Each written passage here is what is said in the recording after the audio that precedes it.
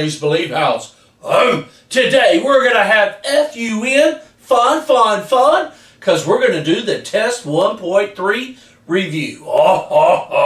So let's get going, and a magical whiteboard appears, and let's start rocking and rolling on these problems. The test will be over domain range, inequalities, and equations. So let's look at the first problem you have. The total cost in dollars to buy uniforms for players on a volleyball team can be found by using the function C equals. This is our function right here. Hold on here. Let me get the star up here, right here. Okay. So this is our function right here. Where U is the number of uniforms taught. If there's at least 10 players but not more than 15, that's the key. If there's at least 10 players but not more than 15, what is the domain of this function? So to do this, we're going to make a T-chart. This is our X, this is our Y. In this case right here, the X will be the U, or the uniforms. And the Y is going to be the cost. So we want to know the domain of the function. The domain of the function is going to be this. Okay, now then, what does it say? There are at least 10, but no more than 15. So our domain will do this. So we're going to have 10, 11, 12, 13, 14, 15. And then the cost, remember you can get the cost by using the calculator. So we're going to use the calculator. We're going to go to Home and Graph. And then we're going to graph the equation, which is 6595x. We got to use x. 65.99x. And then, what do we have here? Plus 825. Plus 825. Hit enter. This is going to graph a line. It's going to be a very steep line because the slope's real steep. Then hit Control T. Remember, that's where you get your answers from. We have to go down here. And this is where our answers will be, won't they? Okay, so as you can see on this calculator, 10 uniforms would cost $668.15. 11 uniforms would be $734.14. The number of uniforms is the domain, the cost is the range. I just walked you through how to go from a word problem and get your domain and range, okay? And you can see that in the table that's up here. So let's go back to our problem. And this right here was our cost one. And I'm not going to put them all down, but 68.15 and then 734.14. This is generated from the calculator. But this right here would be our domain. So our domain is going to be this choice right here. Okay, so the answer would be this option. So the domain is the number of uniforms you're buying. The range is going to be the cost. Let's go to the next problem. Okay, we want the inequality that best represents the domain. And remember, the domain is the X. So to do this, if you put your pencil on the graph and go from left to right, it kind of helps. Your pencil would start here and go up, draw an open dot on the x-axis. Remember, the domain will go from left to right. And this is going to be a continuous function. And it keeps going to the right until you get to here, and this is a closed dot. So our domain would go from -3 to +5. And you write that down with -3, +5, put an X, and then the open dot would be a less than, the closed dot would be a less than or equal to, which is going to match up to this option right here.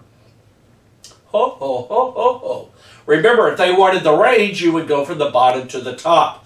The domain is left to right, left to right. Let's go to the next one and keep having FUN, fun. A linear graph G is shown on the grid. Which inequality best represents the domain and the range? So the domain will be on your X, the range will be on your Y. The domain goes from left to right. So let's find our domain. First off, they both have closed dots, which means we're going to have equal bars in the inequalities. And the domain will go right here from -3, and then it's going to go to 5.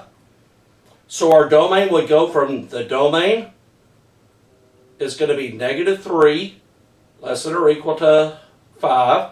The range goes from the bottom to the top.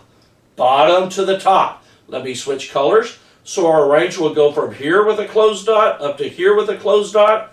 That's going to be -7 to +9 in it. So the range is going to go from -7 to +9. And you always put less than or equals in when you're doing a continuous function like this. So this option would be our domain. And -7 to 9 with the y. This one's wrong because it doesn't have y. Also remember for y, you could put g of x or f of x. That's the same thing as y. So on this choice and this choice, these are y's. These numbers are wrong. This one we go right here. This would be a drag and drop where you had to drag them in. Really important that you remember that these two right here mean the same thing. The g of x is the same thing as your y. Let's go to the next problem. Turn the page. We're still doing, do y'all see how we're still doing domain and range on this? Y'all can do this, okay? Just keep believing in who you are. A student worked out 25 math problems. Notice that that is your starting amount, which is going to be your y-intercept in it. The graph shows the remaining problems to be completed as a linear function of time in minutes. So this is going to be our x, this is going to be our y. Okay, notice they finish at 5 and they start at 25, don't they? Determine the domain and range of this function. So put a dot right here and this is 0. Your x's go from 0 to 5. Your range goes from 0 to 25. Okay, so your domain is going to be your x values, and they're going to go from 0 to 5. Notice they both have closed dots, so we'll put the equal bar. The range is going to go from 0 to, what, 25? Okay, so all real numbers that are equal to or less than equal to 5, that's going to be our domain. All real numbers that are equal to 0 and less than equal to 25, that's going to be our range. This one won't work, this one won't work, and all real numbers, the 5 and 25 will not work because you start at 0, don't you? This graph goes from 0 to 5 and 0 to 25. That would be your domain and range, just like you've been doing on the star reviews. Let's go to the next problem. A student tracked the number of projects that would be completed this school year. The graph shows the remaining number of projects is a linear function of x, the number of months in the school. So this is our x, this would be our y. This right here would be the starting amount, wouldn't it? And this right here would be your 0, wouldn't it? Or your x-intercept. That's when you run out of projects. Okay, so put 0 right here. Your domain would go from here to here. Your range would go from here to here. And remember for y, they may use f or g of x, okay? F of x or g of x, same thing. So let's go to this. We want the domain. The domain is going to be right here in it. So it's going to be everything from 0 to 5. From 0 to 5, or I'm sorry, 0 to 8. So all real numbers that are greater than or equal to 0, greater than or equal to 0, but less than 8. That's kind of hard to remember, okay? Because you're going to have 0, you're using a less than symbol, and I'll show you this in a minute. If you were to flip this part, you would have x greater than or equal to 0, or you would just keep this one the same, x less than or equal to 8. So it has to be greater than 0, but less than 8. That's how you would read that as words. That's kind of tricky. So you haven't seen that yet. So this symbol right here means that x, if you read it backwards, x has to be greater than 0. All right, our next problem talks about a theater company selling tickets. They've already sold 140 pre-sale tickets, and they could go up to 355. So they've already started with 354 and they could go up to 355. And they cost $35 each. So we're going to multiply both of these numbers by 35. Which would give us how much money we could earn. So if we do 140 times 35, we get 4,900. That's how much money you get for selling 140 tickets. That's the least amount of money they're going to earn because they already sold that. Now they go to here and then multiply these, you get 12,425, which is the most. Okay, this is the least, this is the most. So do y'all see how we did this? We just started off from how many tickets they've already sold, they've already made that much money, to how many tickets they can sell, then multiply that by the growing amount or the cost of each ticket. So we would get 49,000 or 4,900 to 12,425, which is this choice. Oh, going to the next one. Okay, a graph displays a relationship between x and y. This relationship does not define y as a function of x because, remember, the vertical line test. So if we were to draw a vertical line right through here, it crosses twice. The 3 repeats, doesn't it? So the x repeats in this function because of the vertical line test. The points 3, 2, 3, 2 have the same x value. The x value cannot repeat. Let's go to the next one. A linear function is graphed on the grid, okay? Which inequality best represents the domain? The domain is your x, okay? And we're also going to get our range. Okay, so we're going to get our domain and our range. So put dots on the dots. These are colored in. They're not open. We're going to go from the left to the right to get the domain, from the bottom to the top to get the range. So if we start at the left, it starts at -4, and it's going to go all the way over to 8. So the range would go from -4 to 8, or the domain would. The range is going to go from the bottom first, which is -6, up to the top, which is 9. So the range goes from -6 to 9. Oh, piece of cake. Remember, the domain goes from left to right. The range goes from bottom to top. Piece of cake. You always use less thans when you're going from left to right. Let's go to the next one. Given the set of ordered pairs, what is the domain? Make a T-chart. So my first order pair is 0, 3. My next one's -2, 5. My next one's 4, 8. Then I got 5, 12. My domain is right here. The range is over here in it. So this is my range. This is my domain. Piece of cake.